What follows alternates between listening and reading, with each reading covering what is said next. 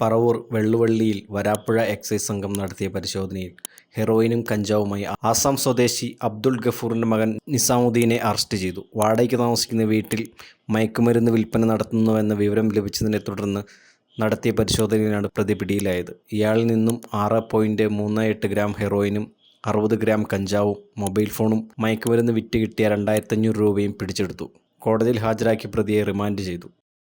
വള്ളുവള്ളി മേഖല കേന്ദ്രീകരിച്ച് അന്യസംസ്ഥാന തൊഴിലാളികളുടെ ഇടയിൽ ലഹരി മരുന്നുകളുടെ വിപണനം നടക്കുന്നുണ്ട് എന്ന് ലഭിച്ച വിവരത്തിൻ്റെ അടിസ്ഥാനത്തിൽ ആ പ്രദേശങ്ങളിൽ അന്വേഷണം നടത്തുകയും അവിടെ നിന്ന് ലഭിച്ച വിവരത്തിൻ്റെ അടിസ്ഥാനത്തിൽ നടത്തിയ പരിശോധനയിൽ രാജമ്മ ബാലകൃഷ്ണൻ എന്നയാളുടെ ഉടമസ്ഥതയിലുള്ള വീട്ടിൽ പരിശോധിച്ചതിൽ അവിടെ വാടകയ്ക്ക് താമസിക്കുകയായിരുന്ന ആസാമുകാരനായ നിസാമുദ്ദീൻ എന്നയാളുടെ പക്കൽ നിന്നും ഹെറോയിനും കഞ്ചാവും നമ്മൾ കണ്ടെടുത്തിട്ടുള്ളതാണ്.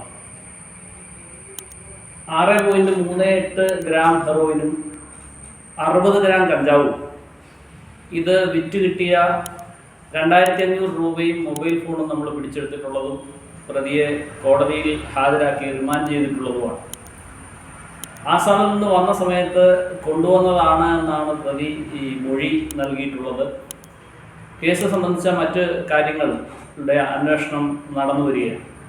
പരിശോധനയിൽ inspector MP Pramod, assistant excise inspector PU Rishikeshan, preventive ഓഫീസർമാരായ Aneesh K Joseph, Ratheesh KR, civil excise ഓഫീസർമാരായ S Anoop, PS Samaldev, CG Amaldev, വനിതാ ഓഫീസർ VS ഷിജി എന്നിവർ പങ്കെടുത്തു. പ്രതിയെ കോടതി റിമാൻഡ് ചെയ്തു.